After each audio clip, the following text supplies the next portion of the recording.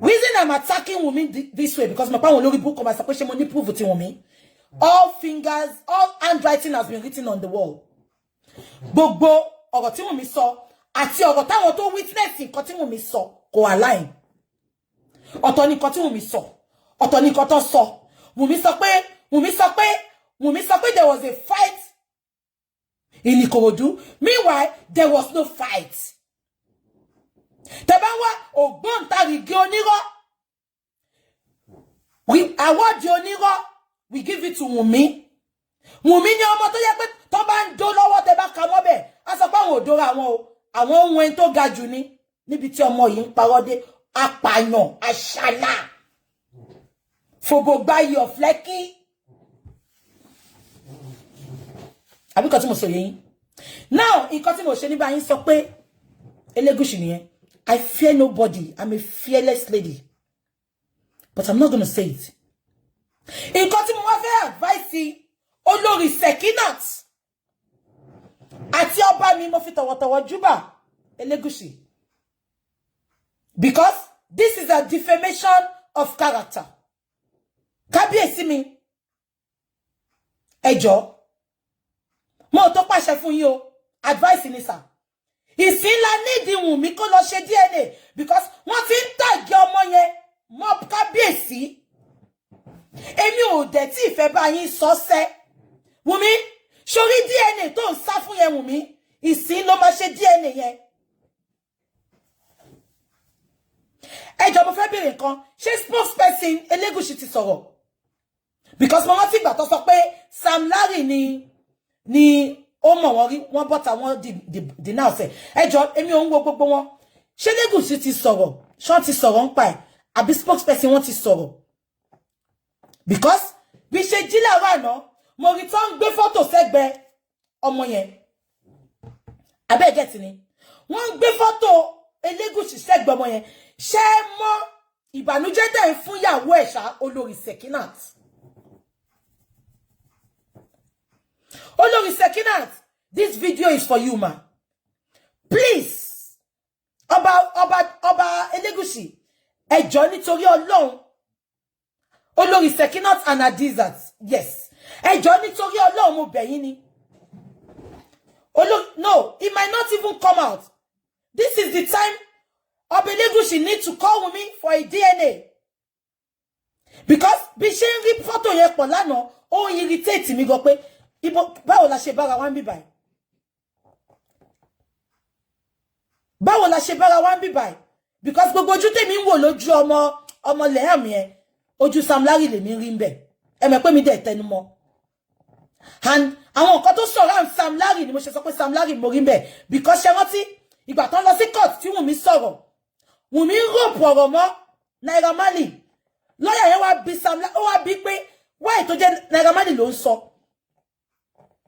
Ṣé kí ló pa wá àti ṣé ìkọ̀kọ̀ pa wá àti Sam Larry pọ̀? Kò dáhùn. Ṣé òun do Sam Larry ni? Kò dáhùn. Àti yóò bá dáhùn bẹ́ẹ̀ yẹn, ó mean consent. Tẹ́ bá dé lọ wo gbogbo chat tí Sam Larry ti ń debunk pé òun kọ́ lòun ní ọmọ ọwọ́ Wùmí, ó máa ń rẹ́rìn ni. Sam Larry kò serious rí. Àbí kò serious rí tó bá ń wo tó bá ń debunk. Sam Larry máa ń rẹ́rìn ni. Ẹ̀rín yẹn gangan ó mean a lot. Wọ́n sọ pé wọ́n ló lọ́mọ, ó bọ́ síta kó gbé gbogbo àwọn tó ń sọ ṣépè. Ó máa rẹ́rìn ni, ó máa smile rí pé ẹ̀yin wèrè. Àbí kò tí mo sọ yẹn. Now, Ọba Elegushi, mo fi tọ̀wọ̀tọ̀wọ̀ júbà yín. A kì í kí ọba ní sàkálẹ̀, a kì í kọ́ba níwọ̀n ro. Ọba Elegushi, ẹ jọ̀ọ́ bàbá mi. Could he never mention the Legushi's name? Ẹ̀yin olórí burúkú, ẹ̀yin apọkọjáyé dédé, ẹ̀yin tẹ́ gbọ́mọ ọba fọ́ṣun. Could he never, as a matter of fact, could he kept a lot in her? And I just hope could he recorded them. Mo bí yeye could he record àwọn tó bá sọ̀rọ̀ yẹn. Because at the end of the day, àwọn people you want not to arrest Prime Boy. They might come out and say, àwọn ò sọ bẹ́ẹ̀. I hope Yeye Kudi recorded them. Ọlọ́run fi ẹ̀ṣẹ̀ tí ò ń ṣe mí lọ́wọ́ bá. because kale mi ni èmi ò record on my son my deliver fún yín on le bota lola ko sọ pa won sọ I just hope Yeye Kudi recorded them ẹ jẹ́ ká lọ sọ́dọ̀ Yeye Kudi mo fẹ́ pick points consider I hope Yeye Kudi recorded them abiko yeyin Yeye Kudi never said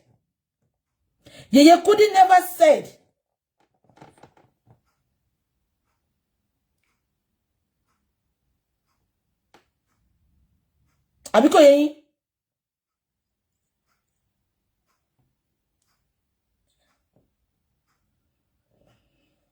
now Bella Shmurda mo ma play kini ẹ jẹ́ kí sáré sọ ti Bella Shmurda ṣé mo sọ fún yín pé there is something about Bella Shmurda honestly tí bá fi ẹnu mi bá yín sọ̀rọ̀ kẹ́ gbọ́ but tí bá fi gí òbí jẹ fún yín ẹ má jẹ ṣé mo pé every time ni ma come for Bella Shmurda at a time I never came for him but for one reason I started coming out for him because something kept telling me Bella Shmurda was not a good friend.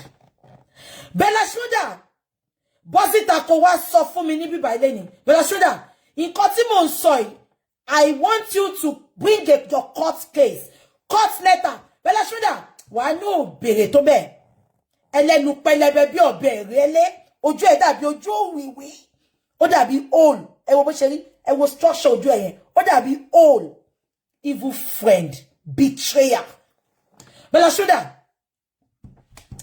ẹ sọ pé Naira Marley ló ń fún ẹ sọ pé Naira Marley ló ń fún Mohbad ní drug Bella Shmurda I'm putting it to you today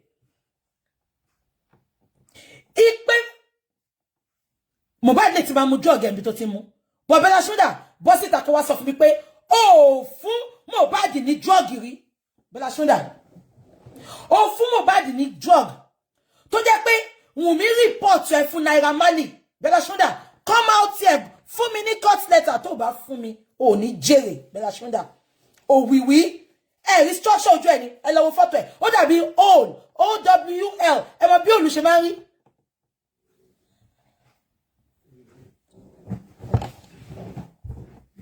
ẹnu ẹ wá pẹlẹbẹ ó dàbí ọ̀bẹ rẹ̀ lé fake friend betrayer you are evil Bella Shmurda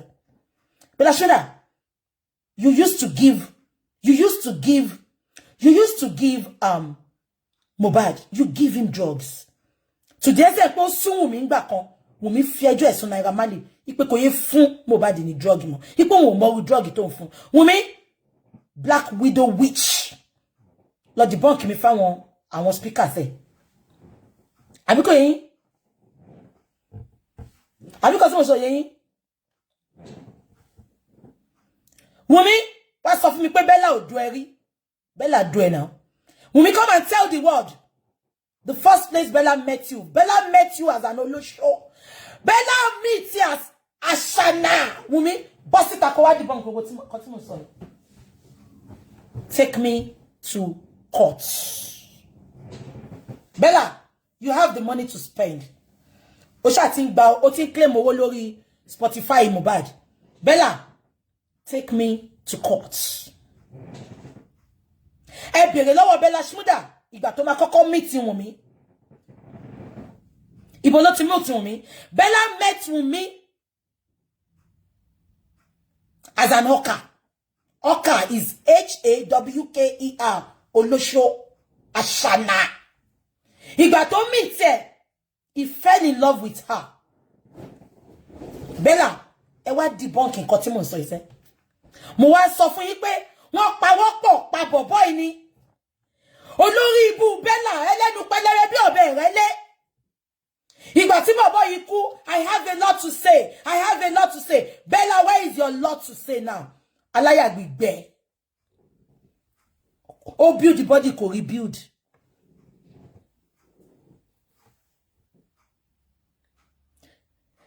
ṣé gbogbo yín rí fídíò bí tí Wumi ti lie tí gbogbo wọn sọ pé is a normal way of life wọ́n ti jẹ ṣe ara wọn àjẹkù àṣànà lọ gbé fún Mohbad igi àgbébọ̀ lọ gbé fún Mohbad àgbébọ̀ adìyẹ lọ gbé fún Mohbad wọ́n ti pass ẹ̀ round kan tó gbé fún Mohbad.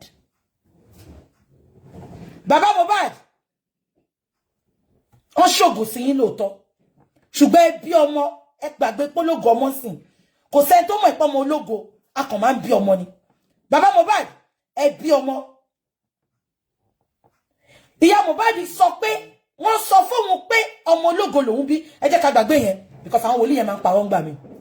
Ìyá Mohbad ò take it serious àbí. Bàbá Mohbad ìyá Mohbad wá lọ. Bàbá Mohbad ẹ̀yin dẹ̀dẹ̀ ti rí àkọsẹ̀jáyé ọmọ ìbò ṣe ń dìde pé ọmọ yìí ń kọrin bíi tí yín ṣe. Bàbá Mohbad ẹ ti relax jù má bá yín sòtọrọ.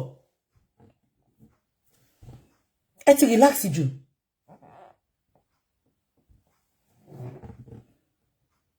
Àárín ọ̀tá ni Mohbad wà. Wọ́n ti jẹ́ ẹmọ táwọn ọ̀rẹ́ bá pass ara wọn round tán bá pass ẹ̀. Àbíkò yẹn wọ́n ti jẹ́ṣẹ́ yẹn. Ẹ pé Bella síta ṣé kò tó sí Wumi. Ibi tí Wumi ti ń ṣe olóṣó ló ti meet ẹ̀ náà. And he fell in love even before he married his wife. Nǹkan tí Wumi àti ìyàwó Bella ṣe close ni. The wife might not know why Bella was close to Wumi. Ṣé ń gbọ́ mi? Ìyàwó Bella can't believe pé ìtorí ọjọ́ ọ̀rẹ́ ni wọ́n. Mohbad is so gullible. They played on his intelligence. And let me tell you, not that he didn't see all these things. Shall fi kọrin? I think I've blocked the bastard. Olórí burúkú. Ṣé ń gbọ́ mi? Ó rí gbogbo ẹ̀. Bọ̀ kò lẹ́ni tó lè sọ tiẹ̀ fún. Kó má bàa pa ikú tó avoid ló wá kó sí yẹn. Àbí nǹkan tí mo sọ yẹn. Òun náà tún wá jìnnà sọ́lọ́run. The fact pé ti di celebrity kò ní kẹ́ jìnnà sọ́lọ́run. Ẹ̀yin ló jẹ́ kẹ́ súnmọ́ Ọlọ́run jù. Because láàrin ọ̀tá lẹ wà. Davido bó ṣe wà yẹn ṣókò gbogbo àwọn tó ń tẹ̀lé ló nífẹ̀ẹ́ ni. Àwọn tó ẹni tó nífẹ̀ẹ́ nu wọn lè má jọ ẹyọ kan lọ. Am I communicating? People are wicked. Bella Shmurda bọ́ síta kó sọ pé òdòhùn mi rí. Káílá láwa bá tiẹ̀ jẹ́ kó pọn mi sí ẹ níkùn within 7 days. Ṣé gbogbo yín rántí pé ìgbà tí Mohbad kú Bella yìí ló kọ́kọ́ sáré ju fọ́tò yẹn síta ṣe rántí tán lọ fún èyí tó ti kàgbákò sí mo sọ fún yín don't come near me tó bá súnmọ́ mi tó jẹ́ pé lórí òótọ́ mo wà from àgbákò gan to àgbákò gan ni this never our market ṣe ti gbà bẹ́ẹ̀ ti gbọ́ ó di dùndún láti jẹta ni wọ́n ti gbé kan náà àwọn wèrè tó ń bá gbowó tó ń bá blackmail àwọn èèyàn tó ń bá báyé àwọn èèyàn jẹ́ tó ń bá gba bitcoin wọ́n ti gbé bọ̀bọ̀ yẹn ó wà l'Abuja báyìí ó rẹ̀ rí pé kò sọ̀rọ̀ àwa wí tó sọ pé Naira Marley tá ló sọ pé Naira Marley gbogbo àwọn tó ti ṣẹ̀ ni tí bọ̀bọ̀ yẹn bá bọ́ ńbẹ̀ ṣé ò lucky discover tí bọ̀bọ̀ yẹn bá bọ́ ńbẹ̀ bọ̀bọ̀ tó ń mú lọ Bọ́lájí àbí kí ló ń jẹ́ bí ẹ̀tọ́ ti mú yẹn mo ti sọ fún yín wọ́n ní Ghana kọ́ dẹ̀ sọ o ẹ̀ka wòlíì yẹn kún ó sọ màá lọ wo fídíò yẹn màá post ẹ̀ fún yín ó ní December ó ní Gistlover will be exposed. The man said it. Wòlíì ní bọ̀bọ̀ yẹn ó wà ní Ghana is a Ghanaian prophetess is a Ghanaian prophet ó sọ̀rọ̀ ńjọ́ yẹn ni màá lọ wá fídíò yẹn màá post ẹ̀ fún yín ó ní in December ó ní Gistlover will be exposed and look at what is happening now wọ́n ti mú admin ẹ̀ àwọn bọ̀bọ̀ yìí ló máa ń rán níṣẹ́ bí àbí kò yé yín look at what is happening to her now and then tó bá kọjú ìjà sí àwọn tó ń sọ òótọ́ sẹ́ ẹni tó fẹ́ fi okay I didn't see her bí ó tún ti lọ mama wo thank you gift yabo I'll watch out ṣé nǹkan tí mo sọ yé yín ó ní ẹni tó bá dojú kọ wá abababa wa nílé ẹlẹ́dàá Mohbad ló ń jà because ẹ̀rí òótọ́ Gistlover àti Yabo ẹ wá ń fi rọ́bù òótọ́ ẹ̀yin lẹ jẹ́ kí àwa Nigerians ká bára wa nínú bí ta wà lẹ́nu ìgbà tọ́mọ ẹ wá bá yín just because ẹ fẹ́ gba bitcoin lọ́wọ́ ẹ wá fi rọ́bù òótọ́ ṣé gbogbo yín rántí ìgbà tí Bella Shmurda tó sáré lọ ju ibi kékeré tí ọwọ́ ti gún yẹn tó sáré lọ jù fún Gistlover tó sọ fún Mohbad pé ṣáà lọ sí station kó gba station lọ Ṣé wọ́n ti pé Bella Shmurda sọ pé I have a lot of evidence. I'll be putting it out. Amari Kokomo. Amari Kokomo, Bella Shmurda. You have a lot and you know a lot.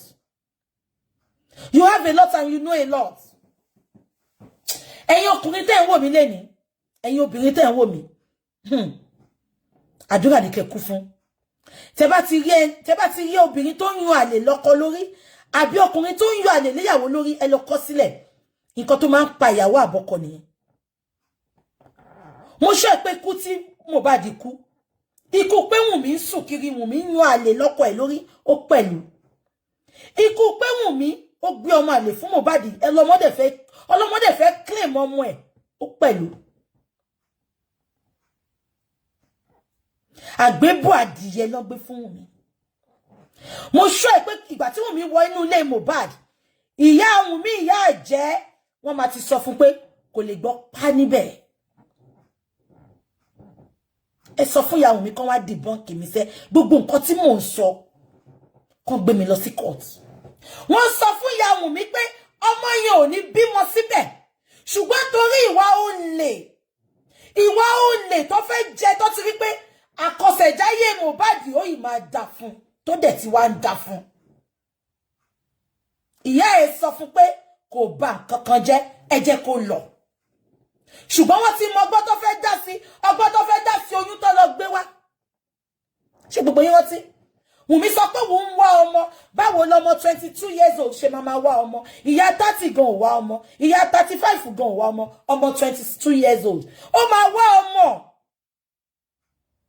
Because ó ti mọ̀ pé òun ò lè bímọ sínú ilé Mohbad. Ó dẹ̀ dọ́gbọ́n sí ọ̀rọ̀ rẹ̀, ó dẹ̀ lọ gbé oyún wá láti ta.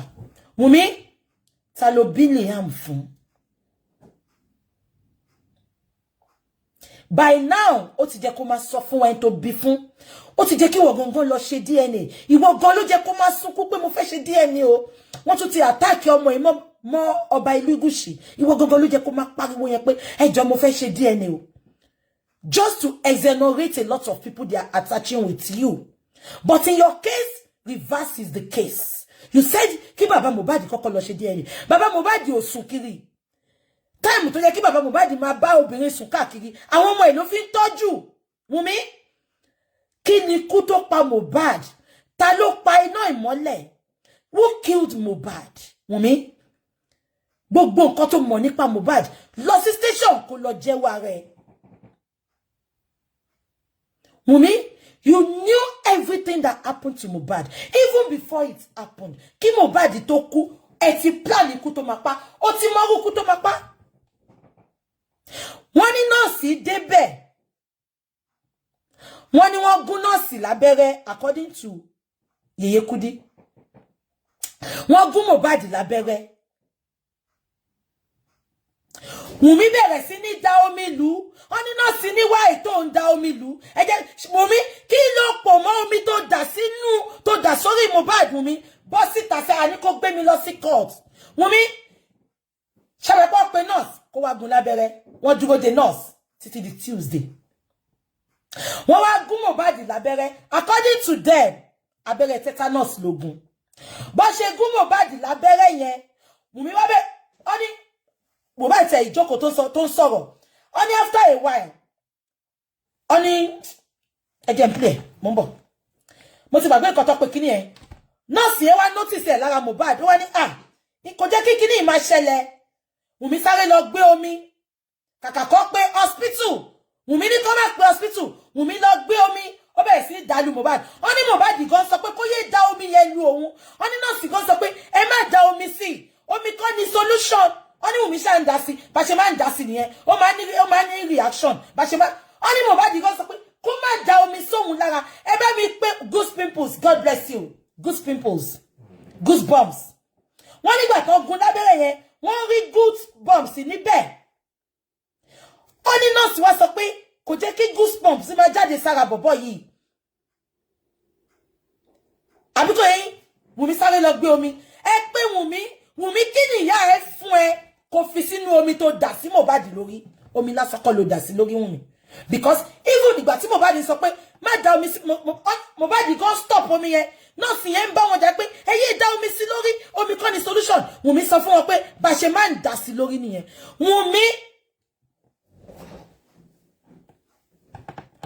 Wumi kí ló pọ̀ sínú omi tó dà sí Mohbad lórí? Àwọn gan á jẹ níyà. Wumi, àwọn gan á jẹ níyà. Ẹ jẹ́ ká gbọ́, ẹ jẹ́ ká play kíni Yèyé Kudi kí máa analyze it. I don't want to waste your time. Ibi tá bá sọ dé àtún continue. Mo ń bọ̀, ẹ jẹ́ kí n lọ sọ́dọ̀ Yèyé Kudi. Mo ń bọ̀. I'm coming. Ẹ jẹ́ kí n lọ wá Yèyé Kudi. Yèyé Kudi courtroom. Yeah. It's sad. It's so sad. I'm coming. I'm coming. No.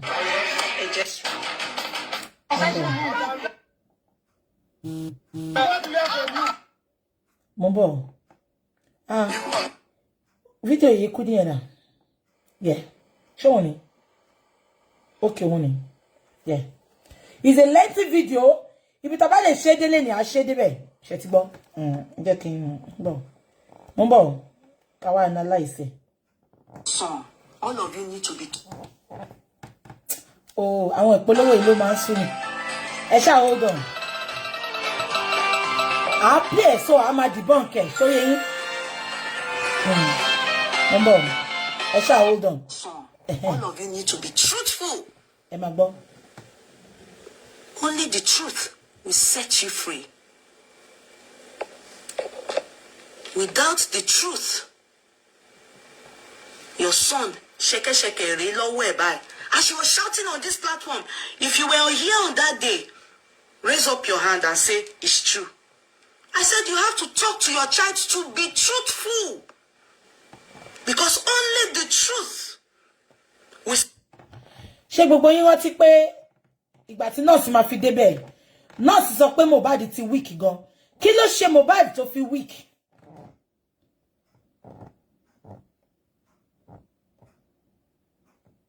Kí ló ṣe fún Mohbad tó fi weak? Ṣé rántí pé Yèyé Kudi sọ pé gbogbo pọ́n sọ pé Mohbad la ọwọ́ mọ́ mọ́tò ó fọ́, ipò òrùka ìfọ́ mọ́tò. Ẹ lọ bá mi wo ọjọ́ Sunday tí Mohbad ṣeré ní Kòròdú yẹn. Ó wà lọ́dọ̀ Sister Valerie Pitt. Wọ́n gbé fídíò yẹn. Ẹ lọ bá mi wo fídíò yẹn. Mohbad was not wearing any ring. Another irọ́. Ṣé wọ́n ti pé Wumi sọ pé Mohbad ju window lẹ́sẹ̀ ó fọ́. Mohbad ò wọ ring lórí stage yẹn. Ṣé ìgbà tó ṣe tán ló wọ ring yẹn ni? Ẹ lọ bá mi wo fídíò yẹn. Sister Valerie Pitt, yeah. She has that video on her wall. Ṣé ń gbọ́ mi? She has that video on her wall. Mohbad ò wọ òrùka. So kí ló dé tí Wumi sọ pé ó fi òrùka gbá glass mọ́tò fọ́. Meanwhile, ó ní kò sí nǹkan. There was no fight. Prime Boy said there was no fight in the Ikorodu. Meanwhile, Wumi sọ pé wọ́n jà. Ṣé wọ́n ti pé Wumi kọ́kọ́ sọ pé jà tán jà. Prime Boy ìlà ni ó fi nǹkan nà. Ṣé wọ́n ti pé nǹkan tí Wumi kọ́kọ́ sọ nìyẹn. She said there was a fight. Ipò wọn àti Prime Boy ìjà. Prime Boy fi nǹkan nà. Meanwhile, there was no fight. Because àwọn daddy kan tó pè wọlé ńjọ́ yẹn. Wọ́n ní if there was a fight in Ikorodu, ọmọ sọ fáwọn police Ikorodu, ọmọ ní record pé there was a fight. Ìgbà tó ṣe show, there was no fight. Ibo ni Wumi ti bring narrative yẹn pé there was a fight. Exactly. Nínú nǹkan tí Yèyé Kudi sọ, ṣé pé ọ̀nẹ́yìn mọ́tò ni Mohbad fẹsẹ̀ gbá. Ó lè sọ pé ó fẹsẹ̀ gbá ìgbà tó fẹ́ ju Liam àti Wumi sínú omi lórí third mainland bridge, lórí èbúté ṣé rántí. Kò ń ṣe Ìkòròdú láti fọ́ glass mọ́tò. Ìgbà tó ń drive lọ ni and glass yẹn ò fọ́. Wọ́n sọ pé glass yẹn sán ni. Ibo ni Wumi ti ń rí narrative tó ń gbé síta. Ọmọ yìí ń parọ́ gan o. Ọmọ tó lè dá gbogbo Nàìjíríà rú.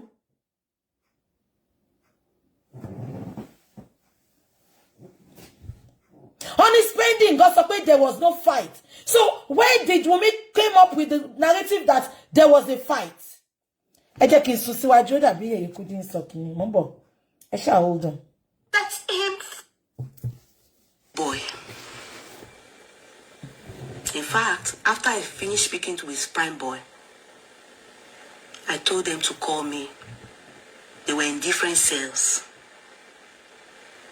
And I must let you know, prime boy is out today now. He's been out now, maybe 4 hours now. So probably eating his mommy's rice. His head on his mommy's chest. He has been rearrested. Deep tears. Hot one. Spending 2. Just today, he's been granted bail. But the amounts for his bail, yet unknown. The lawyer to the nurse came in late. He arrived late, so they could not grant her bail. Hopefully tomorrow, but I can assure you people. I asked Prime Boy, I told him, I said, I hope you can see life. This is life. Can you tell me what happened at Ikorodu? He said no. It is what happened from Lekki to Ikorodu, but he never followed them back. I said, okay, go ahead. He said, before that day, I think some of us are aware of that day, he received a call from his friend, Mohbad, asking him to come over. That day, he went and got there on a Saturday.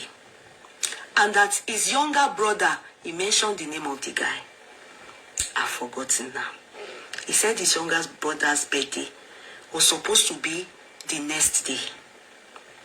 And he intended he will go back.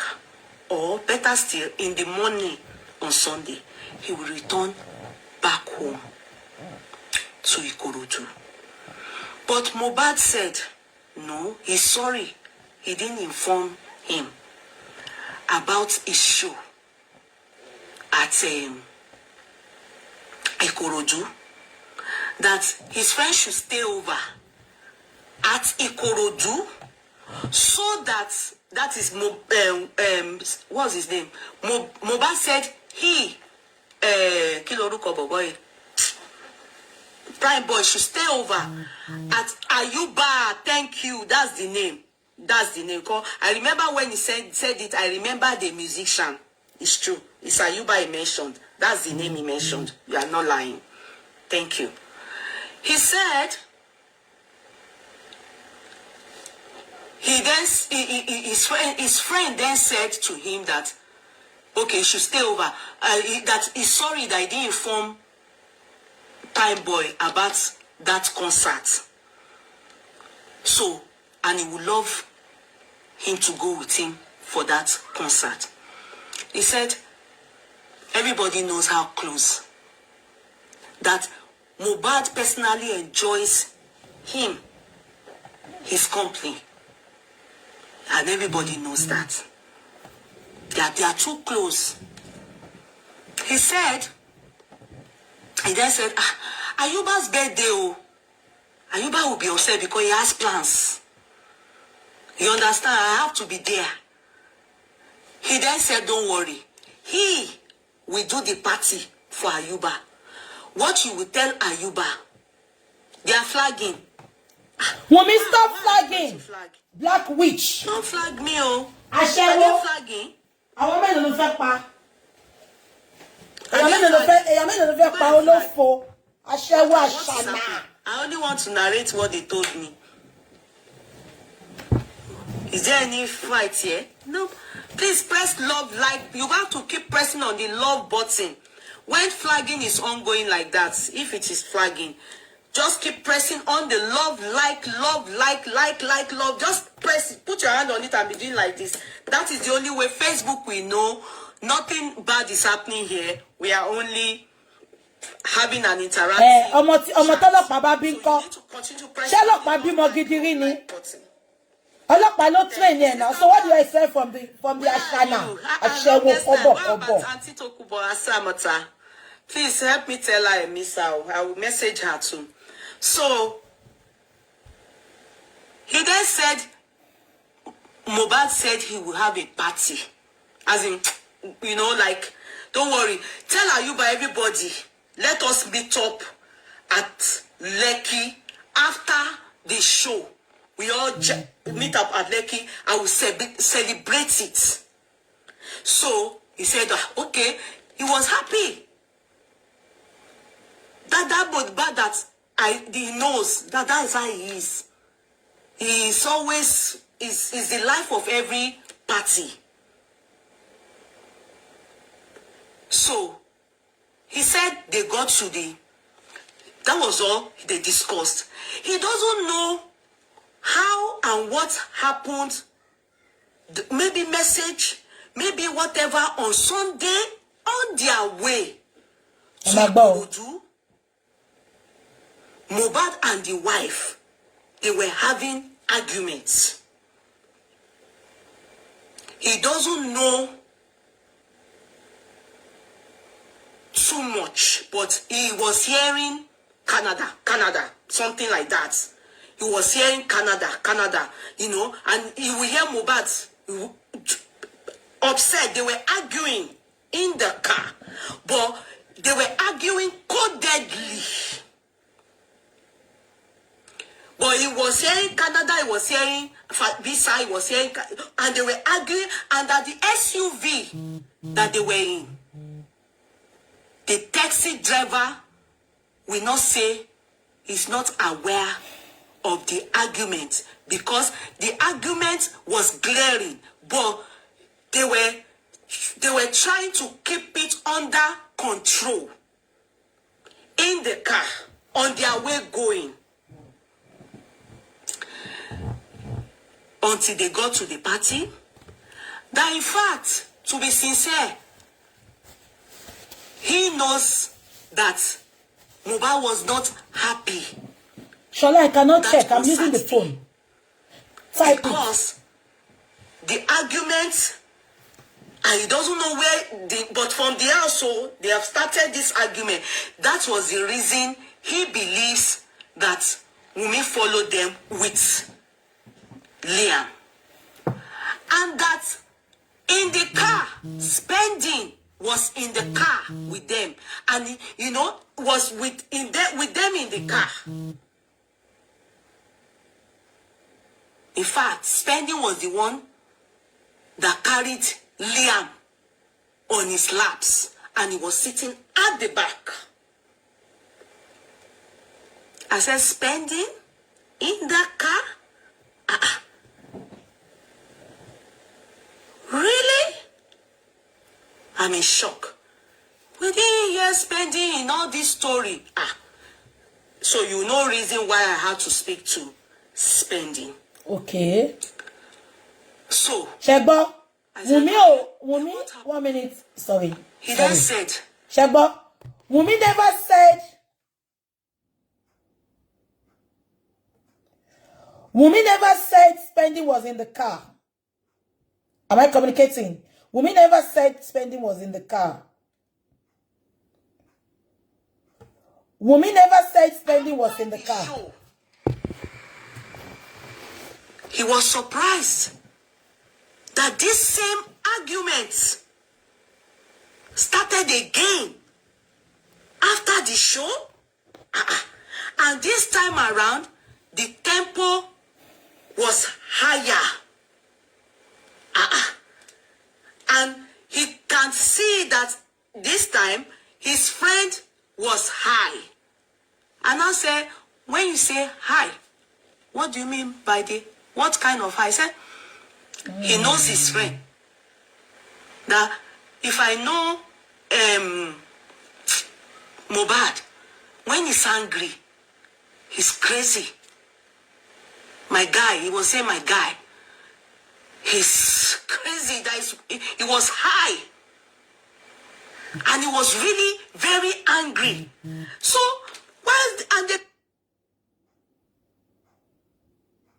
they can only delay justice. They cannot escape justice. On flag here, couldn't be by. They can only delay justice. They cannot escape justice. Wumi, you and everyone that killed Mohbad, you can only delay justice. You can never escape justice. On flag here, couldn't be. Continue this argument. And because he was saying, calm down, don't you know, and everything. What was all this? He then sent him to go and call Adura. What's this name of this boy? Adura. That it was Mohbad that told him that Wumi was in their middle. It was Mohbad that told him, because he was trying to, like, why are you so angry like this? This thing, you people can go and say it at home. And they were planning to go on because they had plans to go and do birthday at home for, what's his name? Ayuba. And those ones were already waiting at Lekki with the hope of, in one of the people they know, you understand, with the hope of when they land in Lekki, he would then call them over to Mohbad's house, like, okay, let's party, you understand, as Mohbad has promised them this whole thing. So, he then said that on getting to, Mohbad is the one that sent him to go and call Adura, because he was trying to calm Mohbad down, to go and call Adura. He was trying to calm Mohbad down. My guy, they said no Janle now. God, this slang, he was still using it. You understand? You can go and do this thing. I don't understand. I go on temple here high. So, and Mohbad wasn't happy the way he was talking. So he said he should go and call, what's his name? Adura. Adura was not in the car with them. Adura was in the car behind them. He then went to go and call Adura. On going to call Adura, Adura snubbed, what's his name? Prime boy. Like, whoa, you know, Adura was rude to Oun. That's what he said. He said, Adura, rude, don't stop. Why are you calling me? Or not, like, you know, you people leave me or something like that. As in, what's my business? You as in, your brother said, come. You are just acting, you understand, bullshitting him.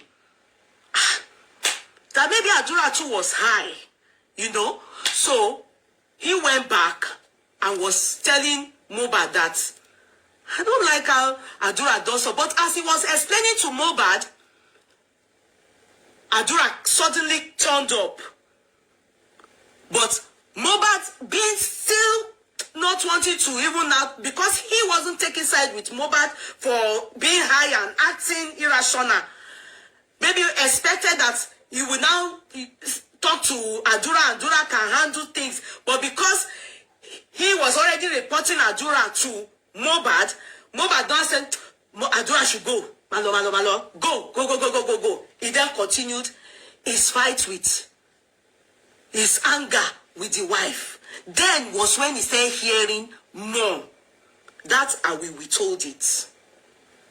Because Oropo, he said, he told me, he said some things, not only me. I'm not the only one that heard it. So it's not like it's only me. But I just want to say I was on the phone. So then,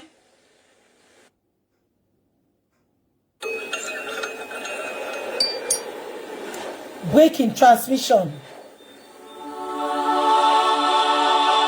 My advice to Elegushi and Olori Sekinos, they should make sure Wumi not share DNA, because disgusting. Is a stranger. All these people, no, my guy, no. I be nigga, you understand? That upset. Meanwhile, Liam was in the car. unspending slap at the back. Chengbo. Mohbad then came down from the car. Because of what he was saying, he expected Prime Boy to reason him, but was surprised to see Prime Boy still watering it down and playing it down. Like, you don't talk. You understand? You are high man. You know, you can get that. You know, people are here. He said as he came down, security, he was shouting. So security was there. They should call the security. Driver that drove the SUV was in his car. Spending was there. Wumi was there. He then turned. He came to meet him and opened the door of the car and told him he should get the F out of the car. So Prime Boy, he thought it was a joke. Prime Boy, Mohbad. Oh, you know, because they have done the same. He said he thought it was a joke. You understand? But when the police, security saw that if he doesn't agree, succumb or come down from that car, anything can happen. They ordered him, held Mohbad, because Mohbad would have started fighting him, but there was no fight at all. No fight, Shegbo, no fight. But Wumi gave us another narrative, there was a fight. He was even hoping, try to plead with Mohbad, but he was so high and angry. Those were his words, high and angry. The little he heard, I can't say it out. He said there was no fight between him and Mohbad. He was other part of the car, and immediately he said he went to meet Obi Kubana to go and report Chief Priest to Mohbad, to report Mohbad as the person that brought Mohbad to the concert, and he was surprised. After reporting to Obi Kubana, he expected Obi Kubana. Obi Kubana told him where is this person? Where? He told him that even the security were the ones that ordered him out of the car. His stuff, they are in the boot of Mohbad's car. They are meant to go back together and everything. Obi Kubana then told him he should wait. Let him go and trans Kubana chief. Sorry, Emma Binu. Pemi she ronti eni mo she so oro yen. I think it's Obi. I didn't know it's Kubana chief. He said, Ashe Kubana. Then he said, the moment he realized that, Chief Kubana, even in the car, everybody have said going. Kubana didn't come back to him. And they went to tell Kubana they were fighting. He didn't even come to check them. The people that came to help him, he named the person out of that zone that they left him behind. I said, is that your story? So, no fight. Well, because I asked, and you know, people were there.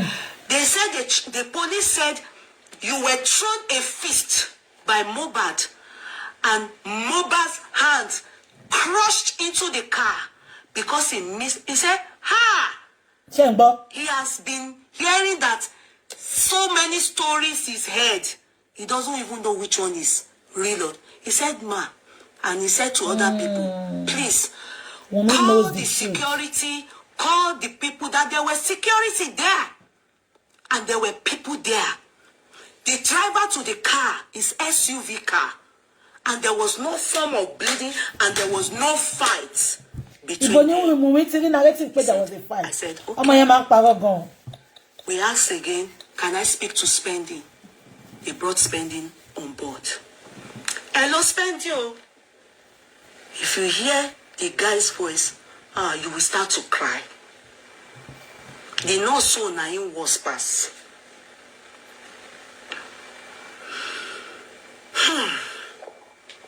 Mind you, remember I heard something. No? I said there were some things Mohbad was saying. I will hold on to it. Because if I spill it, it'll be bad. They couldn't reserve a lot of things. She didn't say a lot.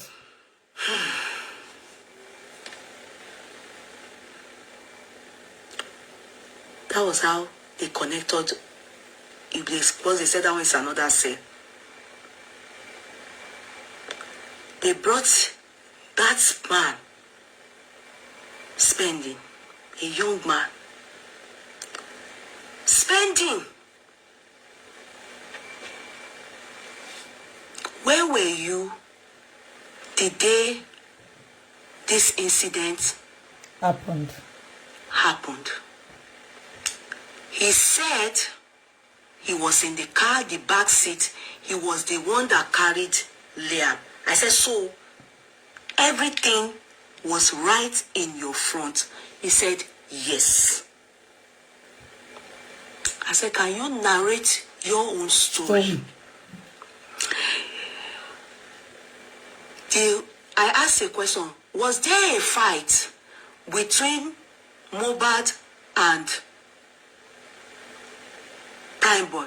He said no. Shegbo, spending confirmed there was no fight. That Prime Boy was walked out of the car.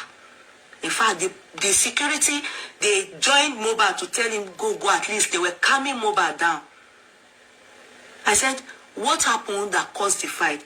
And he said, because Mohbad wasn't getting support from Prime Boy when he was having issue with his wife. So Mohbad was cross with Prime Boy, as in, you be my person, and they talk all these things. And you are, so he, Prime Spending, just kept quiet because that's the only way he could handle Mohbad. If not, if he too says anything, they will tell him, he will tell him to get out of the car. Because they say when Mohbad is angry, it's like a wild lion. They said this anger is not from here. I said, tell me what happened. He said, after Prime Boy was told to leave, they were now going. Mind you, the question we are asking now, I'm not the only one. So that you don't think only you can hear everything. He said he heard it clearly. You know, I will just say one part. He said, all apart from some things I won't say. He said,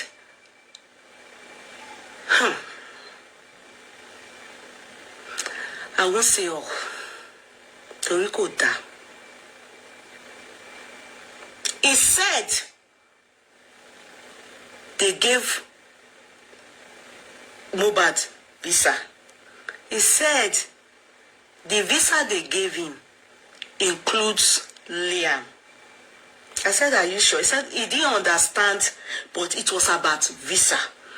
And that after Prime Boy left they told him to go.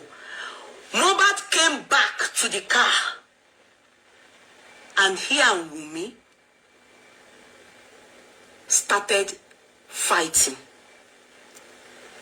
He said the driver knows about it. He said the car that broke, before Mohbad came back into the car, after they walked this person away, he said Mohbad was wearing a ring, a big ring, that Mohbad used his fist to crack the window, that by then Prime Boy was no more. He has gone. They've walked him away. He was saying fuck. He said he was mentioning fuck to Wumi. Then he put his hand, this hand, he used it to hit the side he was sitting, the back. You know the small window SUV, not the main two window. You know that small window at the back. He said that man's car, they should call the driver. The car cracked. He used his feet and the car. And all what he was saying, he said them to us. Everything Mohbad was saying. That it was the security and everybody that begged him. And when he entered the car, he started fighting with Wumi. But the driver was shouting that, why? That the driver was saying, Shefe Koba Mini, that even when They tried to stop them, but he was holding Liam. The driver was the one talking, and Wumi and Mohbad were fighting. He said fighting. They were fighting in the car. He said that as they were fighting, they got to Ebute bridge. Mohbad then said he wants to throw Wumi and Liam out of the car.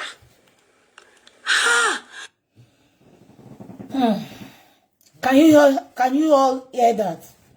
Two things I want to put out there. When Wumi gave a narrative, Wumi said there was a fight, and the people that was witnesses, yeah, they said there was no fight at all. So Iboni Wumi to bring out narrative where there was a fight. Eba mi diemu. Now, when you want argument nípa Canada visa, ṣé party sọ Canada visa yẹn ti pẹ́. Tó ní wọ́n fún Mohbad ní Canada visa tí Wumi ń bàjà. Bó wá jẹ́ bóyá Canada visa yẹn o, ló wá mú wọn gún pa o, kò yé mi. Now, that is not the point of contention. But Spendi sọ pé òun gbọ́ tó argue tó sọ̀rọ̀ Canada visa. That is not the point now. Wọ́n nígbà tí Mohbad tó la ọwọ́ ring, ẹ lọ wo show tí Mohbad ṣe lórí stage ńjọ́ yẹn. Èmi ò rí ring lọ́wọ́ ẹ̀. Màá wá video yẹn máa gbé síta. Ọwọ́ ẹ̀ yẹn bí ṣe tún video yẹn wò tán. Ọdẹ ni he wore a very big ring. So did he put on that ring after the show? We don't know. But Tony Spendi sọ pé ring ló fi crack ẹ̀yìn mọ́tò. And that was not in Ikorodu. Tí Wunmi sọ pé ó ti fọ́ glass mọ́tò. And that was not a side glass. It was a back, the behind one. And that was on the Ebute bridge. Ló ti ṣẹlẹ̀. Now, wọ́n nígbà tó wá ṣẹlẹ̀, wọ́n ní Mohbad wá fẹ́ ju Wunmi àti Liam síta. So he, throw them outside the car. Ẹ bá wá bèrè lọ́wọ́ Wunmi. Ẹ̀yin blogger Wunmi. Ẹ má jẹ́ ká fi ẹ̀tẹ́lẹ̀ ká palapalapa. Kí ló mú Mohbad tó fẹ́ ju Wunmi àti ọmọ ẹ̀ síta? Ẹ bá wá bí. Kí ló mú Mohbad tó fẹ́ ju Wunmi àti ọmọ ẹ̀ síta? Because ṣé wọ́n ti fẹ́ máa align. Wọ́n sọ̀rọ̀ nípa Canada visa. Ṣé wọ́n ti ṣe DNA ni? Because American embassy máa ń ṣe DNA. Canada máa ń ṣe DNA. UK nìkan ni ó ń ṣe DNA. But ó dàbọ̀ tí ń ṣe fáwọn tó ń wá fún, skills tó ń wá tó ṣẹ̀ṣẹ̀ wá ń sìn. Ṣé wọ́n lọ ṣe DNA tó fẹ́ gba Canada visa nítorí pé Liam ń ṣe ọmọ Mohbad. Tí Mohbad wá ń bàjá gbogbo ìjà yẹn tó fi fẹ́ ju àwọn méjèèjì nù. Kí ló ṣẹlẹ̀ bá wa bèrè lọ́wọ́ mi? Kí ló dé tó fẹ́ tí Mohbad fẹ́ ju Wunmi àti Liam through the car on the orí omi? Ẹ jẹ́ ká máa wò lọ. That was when my brain clicked and said, baby, that is what they told Baba Mohbad. We were abusing Baba Mohbad at one point. And where did he hear that they wanted to throw Wunmi and Liam out of the car? Where did he hear it?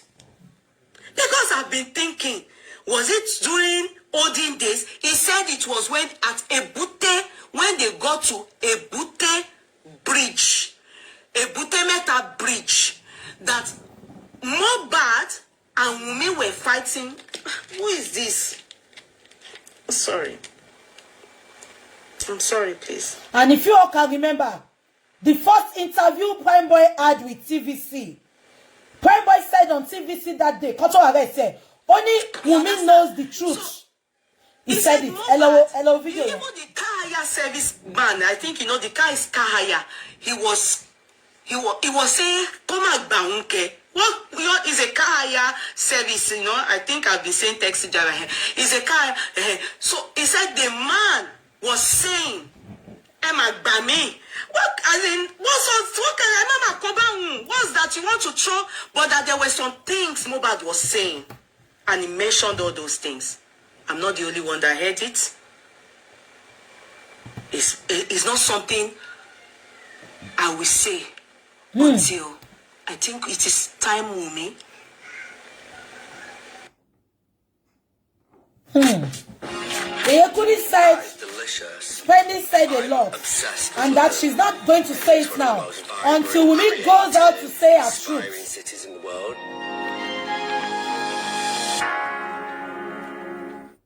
And her family, they face Spending, and they face what's his name? This boy Spending. It was from Mohbad's mouth. Everything they said he was saying. Oh, I wouldn't want to say it online. Shengbo.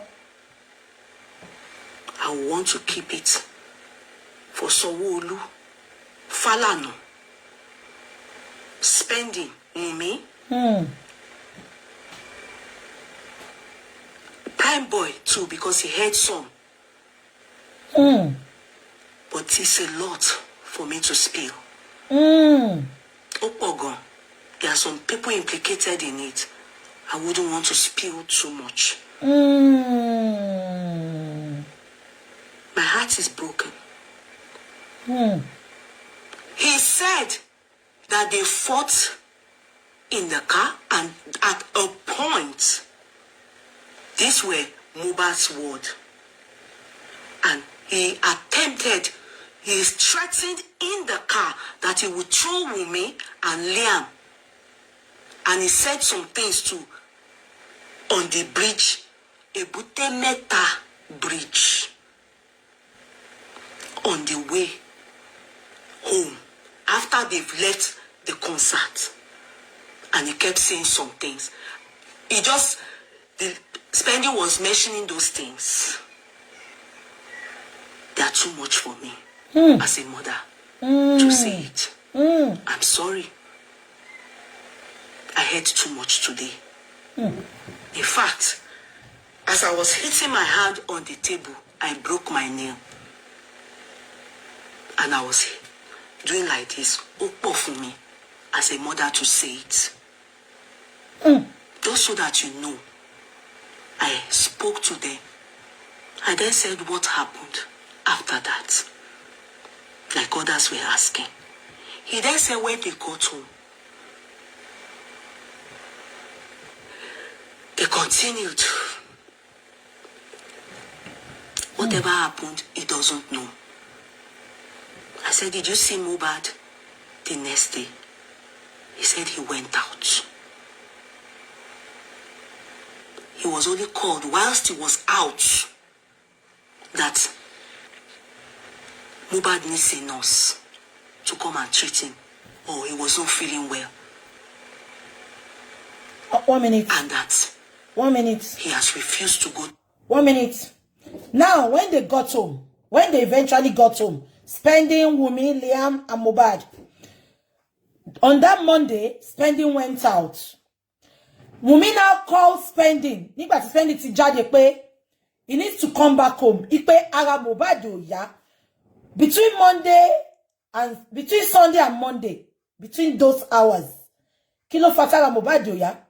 Kí ni Wumi ti ṣe fún in between? Just because ṣé gbogbo yín ṣé attach gbogbo ẹ̀ pọ̀ ṣá. Wọ́n bọ̀ lórúkọ yẹn padà sílé. Mohbad fẹ́ ju Liam àti Wumi síta lórí bridge Èbúté ní Nàìjíríà ní lórí bridge Èbúté. Àṣírí wo ló ti spill? Tí Wumi wò pé kàkà kékú má jẹ sèse á fi ṣàwàdà ni. Ó wá dúró kí Spending jáde níjọ́ Monday yẹn. Ó wá pe Spending pé ara Mohbad ò yá. Ipe Mohbad ò dẹ̀ fẹ́ lọ hospital. And according to Adura, ṣé wọ́n ti Adura sọ pé nǹkan kò ṣe Mohbad ìgbà táwọn dé láti concert.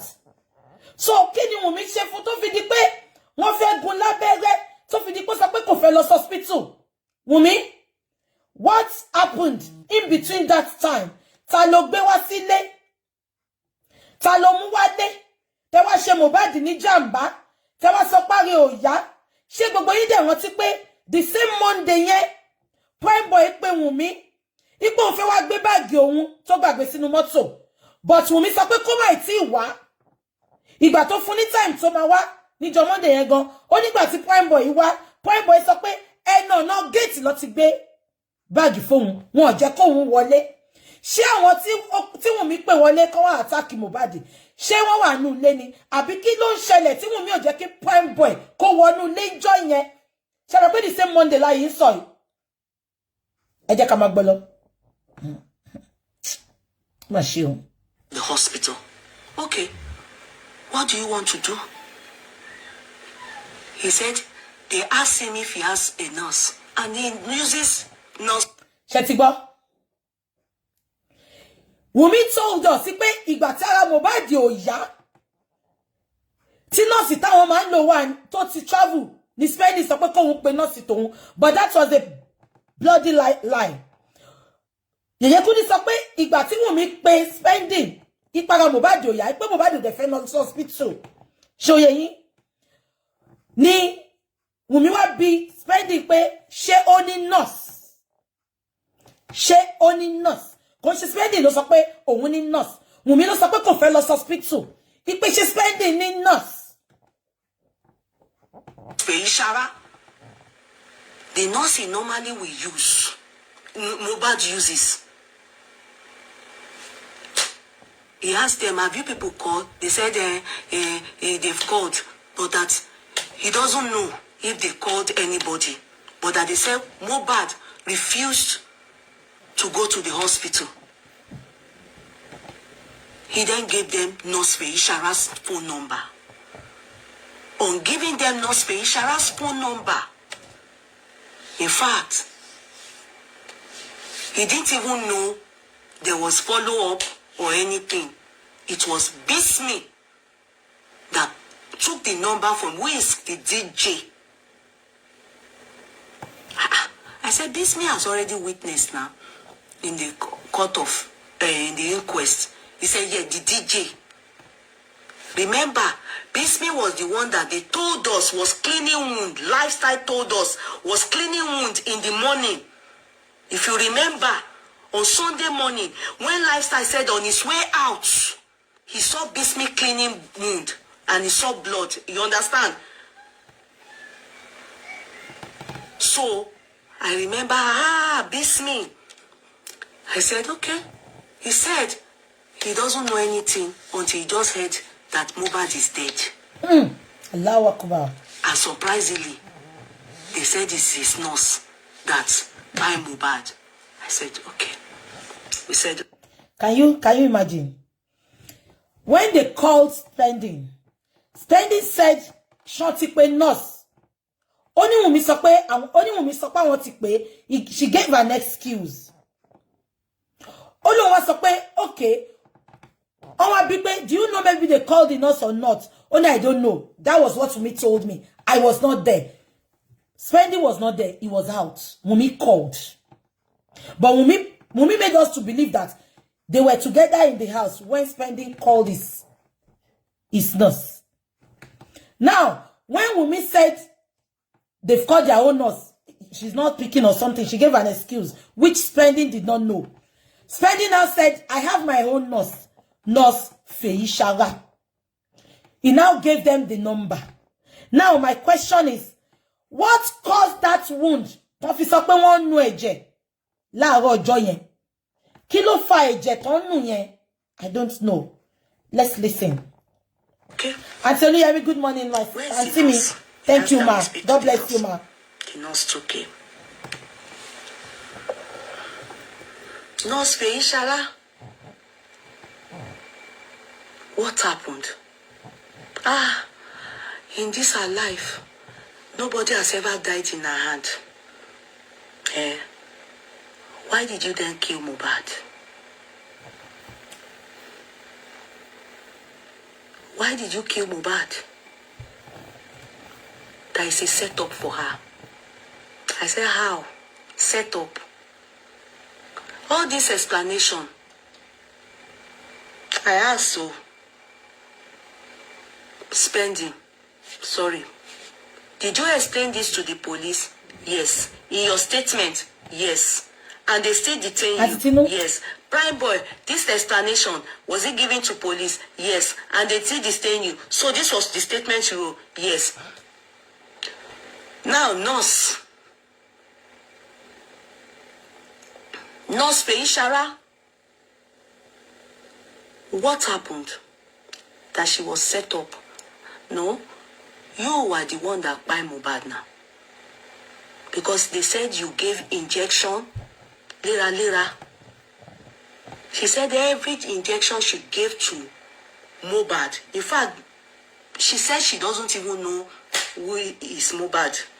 She doesn't know him. She doesn't know if he's a celebrity or anything. It's after they arrested her. I mean, her mother brought her. She said it was her mother that took her willingly to the place. That was when they knew that he's a celebrity. And she didn't know that he's a celebrity.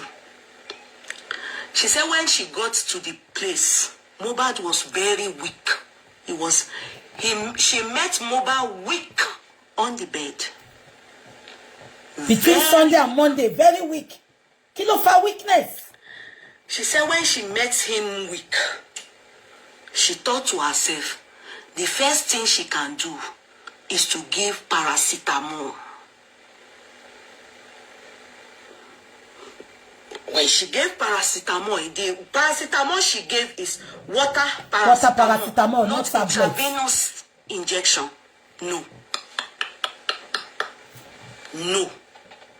So why did the police told us in their comments then intravenous injection? She said she gave us paracetamol first, but the police make us to understand that intravenous injection. The police are hiding something. What they're hiding, I don't know. I am now believing because why? Narrative mi ni àwọn ọlọ́pàá sọ pé nọ́ọ̀sì sọ. Nọ́ọ̀sì dẹ̀ confirm mi sí pé nǹkan tó ń sọ fáwọn ọlọ́pàá kọ́ nìyẹn. What is happening? Governor Sanwo-Olu, please. We are calling on you, sir. Governor Sanwo-Olu, please. You set up this corona inquest. Ever see to the end of this. Please. Something is not adding up. All Wumi's narrative never added up. Go add up, gaga. What is happening? Because I kept on arguing with people. But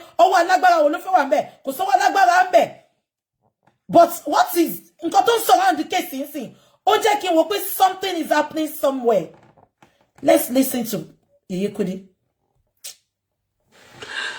Now, remember when they said, Adura, did you see anything happen? He said there was a minor argument upstairs after they got back from Ikorodu. Minor argument upstairs was what Adura said. So that you will understand when the boy said they fought in the car physically and all the things he was saying, when they got back home, they continued the fight. But Adura said it was a minor argument. But Adura was not in the car. Adura was in the back car. The back car. Where lifestyle was. To be sincere. Adura wouldn't have even seen any fight because there was not a fight at all between Prime Boy and Mohbad. There was no fight. Spending said it too. Now, she said Mohbad was weak when she got there. So the first thing she did was to give water paracetamol.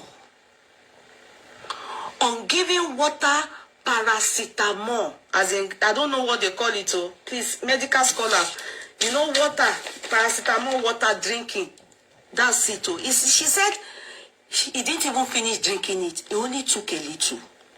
And when she saw he was weak, it was Wumi that suggested to her. You understand? That, she wanted to give intravenous. She only gave 2 injections. The first she gave, right in front of Wumi, was... Can you listen? The first injection she gave, right in front of Wumi, but can you all remember that Wumi said that she was not there when the nurse was giving those injections? Wumi, Iro Paiku. Kò lè jọ mí lójú. Ọmọ t'ọ́lọ́pàá bá ti bí tẹ́lẹ̀ náà ńkọ́. Irọ́ ló máa pa. Because ọlọ́pàá náà onírọ́ ni wọ́n. Ṣé gbogbo yín, can you remember that Wumi said she was not there, that she went to the kitchen to cook fried rice for Liam. She not see the thing penny professional in fried rice. Sure, you remember? But did not say that now. All the injection he gave Mohbad, Wumi was present. So why did Wumi lie? She Wumi ti rò pé nurse yìí ò ní sọ̀rọ̀ ni. She ti rò pé nurse yìí máa kú ni. Kí ló dé tọ́mọ kékeré yìí ń parọ́ báyìí? Kí ló dé tọ́mọ kékeré yìí ń da gbogbo orí gbogbo wa rú báyìí? Ṣé wọ́n ti kó sọ pé òun ò sí mi tó ti gún ní injection? Ipò òun lọ ṣe fried rice fún Liam. Ó ní fried rice sọnù. Ẹ jẹ́ ká máa gbọ́ lọ.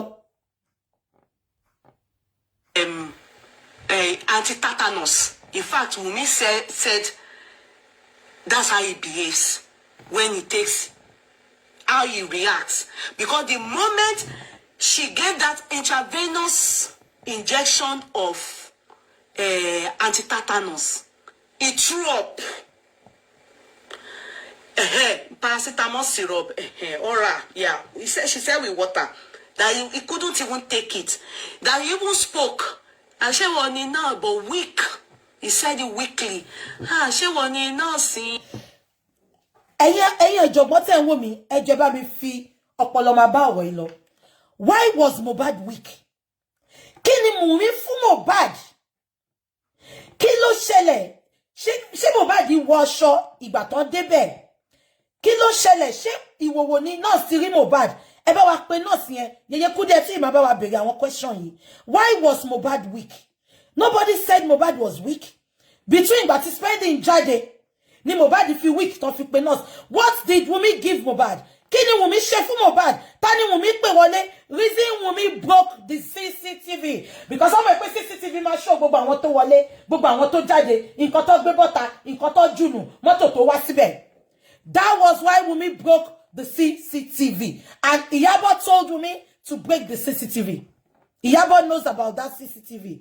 Gbogbo pé CCTV ò ṣiṣẹ́ yẹn, irọ́ ló pa. Tí CCTV àwọn mi ò bá ṣe tèmi dem mọ̀ pé ó ṣiṣẹ́. Àwọn neighbors ń kọ́. And this is coming from somebody to sọ pé CCTV ò ṣiṣẹ́. Mohbad sọ pé he was living in fear. You said he was living in fear. Ẹ dẹ̀ sọ pé CCTV ò ṣiṣẹ́. Tani CCTV ò bá kọ́kọ́ máa ṣiṣẹ́. And I am putting it to Wumi that CCTV is working. Kí ló ṣe fún Mohbad because nurse go sọ pé Wumi is very Mohbad was very weak that even Mohbad managed to speak with the nurse pé are you the nurse sharing the nurse but he was very weak.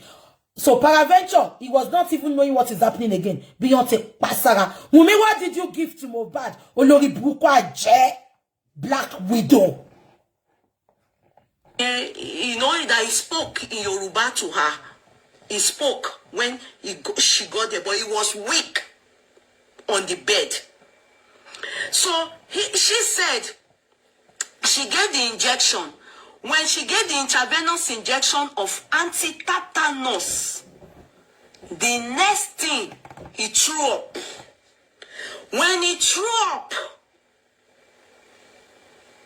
he had goose pimples that you could see the goose pimples. And he was so weak. And that was the first thing she gave. So when she gave that, Wumi then said, that's how he behaves. She now went, brought water, cold water. Why giving Mohbad anti-tetanus when there was no wound? Because wound don't feel why you told her she tetanus. That was not a recent wound. Wound to ti pẹ́ ni. Bella shoulda kan ju síta pé wound yẹn lọ fi pa. Ṣé rántí wound tó ti ṣọwọ́ báyìí. That was not the wound because tí Mohbad bá la ọwọ́ mọ́ back mirror motor. Wọ́n sọ pé the mirror cracked. That breaking of the back window did not give Mohbad wound. Wound tó sọ fún wa nìyẹn. Why give Mohbad tetanus injection if there was no wound and if there was not something that they did to Mohbad that caused him bleeding? To fi dipo fún tetanus injection. Why the tetanus injection? Ẹ̀yin nurses tẹ́ wà nílé ẹ jọ̀ọ́ ẹ sọ fún mi. To prevent injection, to prevent infection. Infection from what? What was Mohbad infected with? Ṣé ajá gé Mohbad jẹ ni? Ṣé Wumi gún lọ́bẹ ni? Ṣọ́bẹ tó fi gún ajá ló fi gún ni? Kí ló ṣẹlẹ̀ ńbẹ̀ yẹn? Why the tetanus? Ẹ̀yin nurse. Am I communicating? You said to prevent infection. Infection about what? Ẹ sọ pé Mohbad weak. Tó bá pé rẹ̀ ni, ẹ kàn fún lógún. Ṣé rírẹ̀ máa ń jẹ́ kí èèyàn ní infection ni? Ẹ jọ̀ọ́, ẹ̀yin ọ̀jọ̀gbọ́n tẹ́ ń wò mí. Wumi, àní tó bá bọ́nú ẹ̀ ṣó lucky. Him. Applying the cold water, she now thought to Ovi that she was not saying, no, me yet. She said she was telling Wumi, me yet.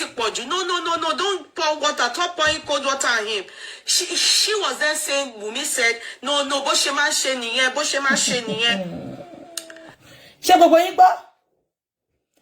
Immediately, the nurse gave that tetanus injection. One in Mohbad bẹ̀rẹ̀ sí ní goose pimples. Nurse yẹn wá wò pé kí ló fa goose pimples. Wumi lọ gbé omi. Wumi lọ gbé omi. Ó bẹ̀rẹ̀ sí ní dà sí Mohbad lórí. Nurse yẹn sọ pé no, don't pour him water. Omi yẹn ti pọ̀jù. Ẹ máa gbọ́ nǹkan tí Yèyé Kudi sọ. Ó ní Wumi sọ pé no, ẹ má worry bó ṣe máa ń ṣe nìyẹn. Wumi, you knew pé bó ṣe máa ń ṣe nìyẹn. Why then did you went to Gistava to say that wọ́n ti pa? Wumi, kí ló máa ń ṣe? Bó ṣe máa ń ṣe nìyẹn. But you told Splendid that he was not feeling well. Ipe de ti ní kó lọ hospital. Ṣé rí pé irọ́ Wumi ò align. Ó ti ní kó lọ hospital. Ó dẹ̀ tún sọ fún nọ́ọ̀sì pé bó ṣe máa ń ṣe nìyẹn. Bí Mohbad ṣe máa ń ṣe nìyẹn. Tó bá ti gun lábẹ́rẹ́ máa domi sí lórí. Bó ṣe máa ń ṣe nìyẹn Wumi. Báwo ló ṣe ń ṣe? Tó bá ń ṣe bẹ́ẹ̀, ò ní pé Splendid pé ó sick. Wà á ti mọ bó ṣe ń ṣe. Bí nọ́ọ̀sì yẹn ṣe wọlé, wà á ti sọ fún pé bó ṣe máa ń ṣe nìyẹn o. Wumi, bó o bọ́nú ẹ̀ ṣó lucky. Ẹ jẹ́ ká máa gbọ́ lọ. So she then decided that could it be that what was the hand swollen and everything, could it be that it's an infection too? Because Wumi was one that suggested the anti-tetanus. So she still went ahead. Did you sit down? This is where this was where the nurse made the greatest mistake. Tabati nurse yẹn wọlé, ó deserve ebe yẹn. You called yourself a professional. Ibi tí mo ti ń ṣiṣẹ́ sìn, I know my job. I know what I was employed to do. Nobody, unless my senior, my manager, tó mọ̀ jù mí lọ, tó ní làákàyè jù mí lọ. Nobody, tí ò ní experience iṣẹ́ mi, will not come and tell me what to do in my job. Am I communicating? Now, the nurse said it was Wumi that suggested that they should give him tetanus injection. Ṣé Wumi jẹ́ nurse ni? Ibi tí mo ti ní problem pẹ̀lú nurse yẹn nìyẹn. My job description, God bless you. Ibi tí mo ti ní problem pẹ̀lú nurse yẹn nìyẹn. Is it after the money appointment now? I'm not gonna pick. After the money appointment, I'll call you later. Am I communicating? Nurse débẹ̀, ó ti mọṣẹ́. Nurse alábẹ́rẹ́ kú. Ó débẹ̀, ó ti mọṣẹ́. Why will Wumi suggest to you? Ó ti sọ pé Wumi láfọ̀ṣẹ́ ńlẹ̀ náà. Ọ̀n tó bá ti tọ́ sẹ́nu báyìí, nǹkan tó bá sọ, ó bá jẹ́ alágbára, ó máa difficult kó tó máa listen sí. Ṣé Wumi jẹ́ nọ́ọ̀sì ni? Ló ṣe sọ fún nọ́ọ̀sì. Ṣé Wumi ní experience nọ́ọ̀sì ni? Mo sọ pé tó bá yẹ pé nǹkan tó ṣẹlẹ̀ nìyẹn. Ẹ lọ fa Kàrímọ́ lọ́wọ́ dáadáa. Bí yá Kàrímọ́ ló sọ fún Wumi kó sọ fún nọ́ọ̀sì. Because ibi tí nọ́ọ̀sì yẹn ti stupid nìyẹn. Báwo ni Wumi ṣe máa sọ fún ẹ pé kò fún lábẹ́rẹ́ tetanus? Ó jẹ́ kó bèrè lọ́wọ́ ẹ pé he has no wound. He has no infection. Why it's my labere tetanus? But instead, reverse was the case. You listened to Wumi and you gave him tetanus injection. Why it's Wumi o shefuni tetanus injection for her? Igba to mo gbogbo nkan to ma se Mohbad. Igba to mo ro abere ti Mohbad member. Why calling the nurse? Why wait for the nurse for 2 days if it was not a setup? When Wumi knew that abere tetanus to member, why ti o se gbe lo hospital o so pe o tun ti se kini yen o abere tetanus to member? Why did that nurse listen to Wumi? Ibi tí mo ti ní problem pẹ̀lú Wumi nìyẹn. Pẹ̀lú nurse nìyẹn. Wumi is not a nurse. Ó dàbí kí n lọ look after him tó ní end of life fún sí ni. Mo délé ẹni tó ní end of life. Tí mo mọ gbogbo nǹkan tí máa ṣe tí máa fi look after ẹ̀. Ṣó ti yé yín? End of life patients. Am I communicating? Now, mo wá débẹ̀. Mo ti mọṣẹ́ tí mo fẹ́ ṣe. Àwọn family ẹ̀ tó wà nínú ilé pẹ̀lú ẹ̀ because a máa ń lọ sílé wọn lọ look after wọn ni. Àwọn family tó wà nínú ilé tó ní end of life tí mo fẹ́ lọ look after yẹn. Àbẹ̀ tó ní complex care tí mo fẹ́ care fún. tó wà complex tí nǹkan tó ṣe wà complex gan tí mo ti mọ gbogbo nǹkan tí máa ṣe tó ti train me. That is why we are always trained in England, so that you know your job description, you follow it, and you deliver. Even if there is a mistake, you'll be able to back yourself in the court of law. Am I communicating? Now, mo wa de Anthony end of life, Anthony end of life care. Mo wa dele. Mo wa ri tó ń ṣe bákan. Àbí ko tí mo sọ yẹn, mo ti mọ nǹkan tí máa ṣe because mo ti ní care plan mi. Mo ti mọ gbogbo nǹkan tí máa follow, tí máa fi deliver good job fún. Màmá àbí bàbá ẹ wá dé. Oh, no, but she mentioned here. Jesse, can you give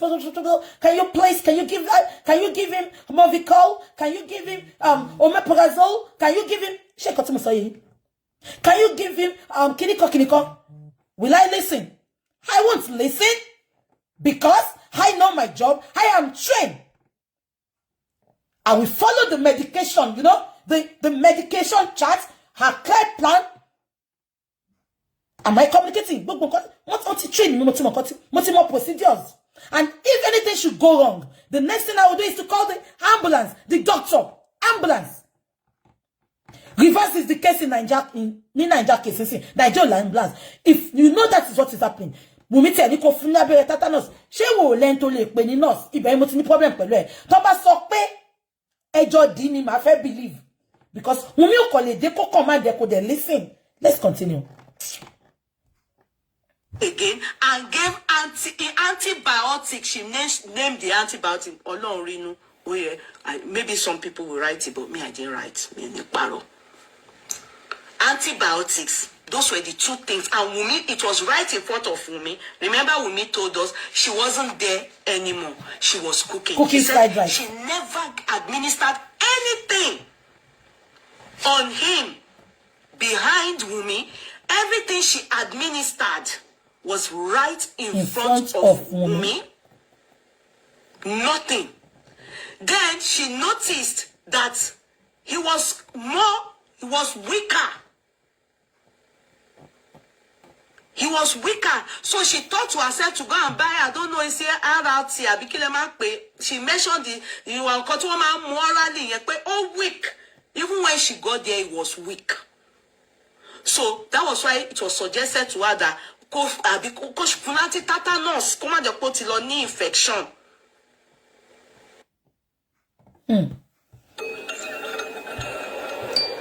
I don't understand what is happening. Wumi ti parọ́ oríṣiríṣi fún wa. I don't know, honestly. So, anti-tetanus was administered, antibiotic was administered. That was all she administered. But Wumi, when he was still fainting, kept going. Then she told her no, and he was quoted. Ola Sholara, let me go and get me a monkoto pekini here. Shetibo, Mohbad was clothed. Mohbad was short. So if you thought he stabbed and want to bow, Mohbad was clothed. So the nurse, the stupid nurse, offer attend the patient. The first thing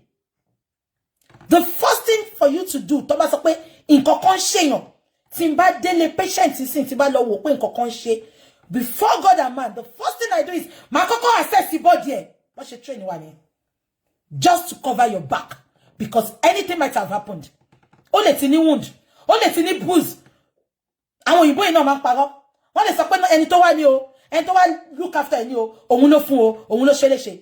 You look, you check, all that become a for land over ni. Lágbájá rí báyìí, tàbẹ̀dì rí báyìí. Am I communicating? Tí n bá débì kan nísinsìnyí. Tí n bá dé fẹ́ ṣe, bí ṣe ni ma ṣe máa kọ sílẹ̀. When I got there, I saw this, I saw this, I saw this. The family was there. The mother did this, the father did this. Kí nọ́ọ̀sì yẹn tó fọwọ́ kọ Mohbad, ó jẹ́ kó kọ́kọ́ check.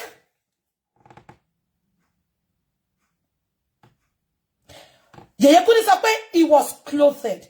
Tó bá jẹ́ pé nǹkan ti ṣẹlẹ̀ ńkọ́, bí ya nǹkan tí Wùnmí ṣe, ni Wùnmí ṣe ń sọ pé kó máa fún lógún ilé, kó máa fún lábẹ́rẹ́ ilé, because mo yìí sọ fún yín, ẹni tí ò ní wùndù, kí ló dé tí Wùnmí tó sọ pé kó fún lábẹ́rẹ́ tetanus.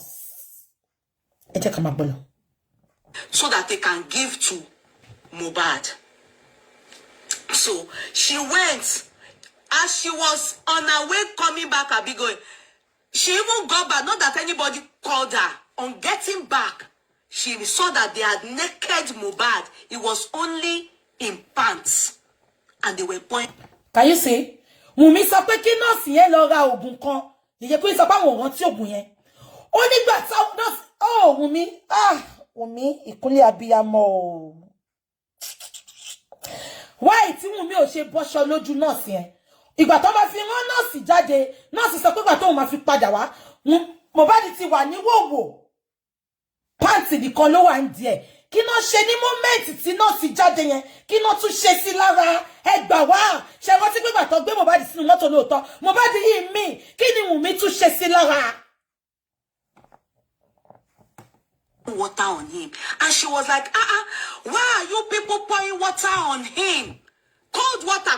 Wumi and maybe DJ, I didn't call DJ. They were pouring water on One him. domi sí lára.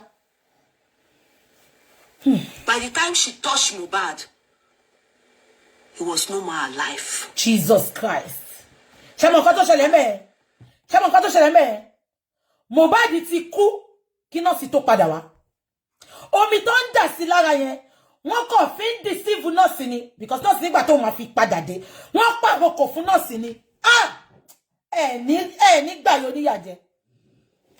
Ẹ ní láàrin fẹsẹ̀ sí. Ẹ ní gbọ́jọ́ ọlọ́jọ́ lọ ẹ̀yin tẹ́ ń wò mí. Ṣé gẹ́tì nǹkan tó ṣẹlẹ̀ ńbẹ̀? Ìgbà tí nọ́ọ̀sì fún Mohbad ní gbogbo kinní yẹn, tí Mohbad ń react, Wùmí wá sọ pé tó bá ti ń react bẹ́ẹ̀ yẹn, ó máa ń lo nǹkan kan. Ìyẹn kò ní sọ pé àwọn ọ̀rọ̀ tí ògùn yẹn, wọ́n wá ní kí nọ́ọ̀sì lọ get ẹ̀. Ìgbà tí nọ́ọ̀sì máa fi dé, nọ́ọ̀sì rí pọ́n bomi sí lára, wọ́n ní nọ́ọ̀sì ń sọ pé ẹ má bomi sí lára. Kí ló dé ń bomi sí lára? Kí ni Wùmí ṣe fún Mohbad ní moment nọ́ọ̀sì yẹn jáde? Ṣé fẹ́ gbọ́? Mohbad ti kú. Wọ́n kàn mọ́mọ́ bomi sí lára ni pé tó bá ń bomi sí lára, nọ́ọ̀sì ayé ìròbí pé wà láyé. Ìgbà tí nọ́ọ̀sì máa fi wò ó bọ́ ṣe ń bomi sí lára, Mohbad ti kú.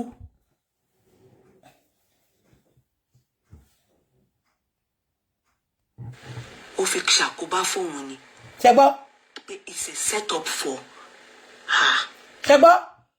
The nurse said, Wùmí fi ṣe àkóbá fóun ni. It is a setup for her. Why did kí ni Wùmí ṣe fún Mohbad?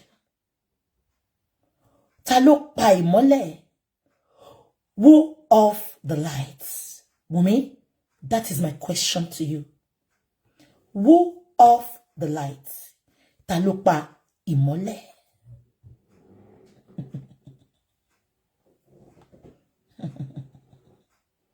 Wùmí, let's now assume, we are assuming now, let's now assume it was a mistake, which I know it was not a mistake. Gbé mi lọ sí court. Wùmí, you intentionally killed Mohbad, and Mohbad's death has been orchestrated. It has been pre-planned. You only look for somebody to put that blame on. That was why you called the nurse. Everything has been orchestrated. It has been pre-planned due to what Mohbad was spitting to you, due to what Mohbad was telling you in the car. Ikun pa de pa ku lọ́rọ̀ wa ti Mohbad. Ṣé gbogbo yín gbọ́ mi? So let's assume it was a mistake. Why can't we say all our truths? Who brought about etilo pa Mohbad? Eti infection. Who brought about that? After that, ṣé Wùmí ò sọ fún Bella Shmurda ni? Tí Bella Shmurda wá put her out pé wọ́n ti pa. Ṣé gbogbo yín rántí? Wùmí said they have killed the nigger.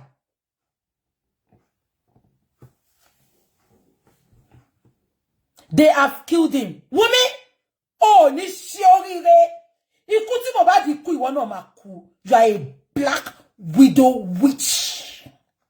Ikadien. So all this happened. You were there when Mohbad died. Why did you put that narrative to Ghost Lover that they have killed him? You turned every head to each other.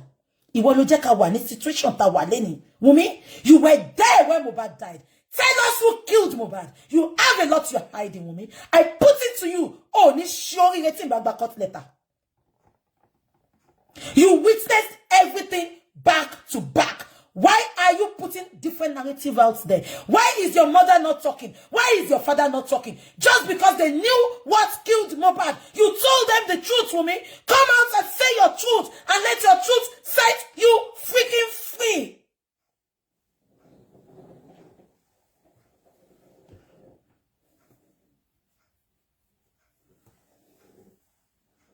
Let's continue. That's what she understand by what happened to her. And I said, number one, the injection he gave intravenously, those 2 injections, do you know that it can kill? He said never. I don't know, doctors, you people should know now. Is it not possible that it can kill? Injection that they give intravenously, what do they call it? Those 2, she said it can never kill. Is it true? She said it can never kill. That Mohbad was already weak by the time she got there. Mohbad was already weak. Because she said it is 2 injections she gave. Only 2 injections. And she named the 2. Anti-tetanus and antibiotic. 2. Then only oral. And that till Mohbad died. As in, when she came back to the house and met water, they had naked him, that he was wearing a white pants. Instagram, I had to go. My thing is, my battery is low. Emma been on Instagram. But when she left, he was weak. And she met him weak. Anyway, she met him weak. Anyway, so they were pouring water on him. She met them, and she was even angry when she saw them that they were pouring water on him. She said she was asking, why are you people pouring water? You know, at one point, it's like we heard something about water. I don't know where. I just know at one point from all this damn story, we heard water. I don't know where we heard the water from, but I heard the water at one point. But she then said, they were pouring water on. Do you all remember that Wumi said Mohbad died on the way to the hospital? But the nurse confirmed that Mohbad was already dead. Though, I didn't want to put Mohbad in Miori, or possible. All the cook Sarah, but Wumi said Mohbad died. And if it is truly, it could talk about Mohbad in Wumi saw Boya true in Kotoshele Elopa. Why did Wumi kept mute in the car? Why did she hide herself in the car? When those 2 idiots, when they were announcing Mohbad's death, Kilele tu Wumi less in moto. Kilele tu Wumi o soro. Gbogbo ikú tó pa Mohbad yẹn, ó ṣojú Wumi. Èmi fi ojú Wumi ló jẹ́ kó gbé video sì kó sọ pé kí Wumi wá sọ pé ẹ gbà mí o, wọ́n ti pa o. But reverse was the case. Rather, Wumi tweeted 8 times that day. Nobody can replace you. Why was Wumi thinking about replacement? Wumi? Oh, I swear with my life. I swear with my parents' grave. Wumi? Mohbad's spirit will haunt you till you confess what you know. Mohbad's spirit will haunt you till you confess. Oh, ni nisime. Oh, ni nisime.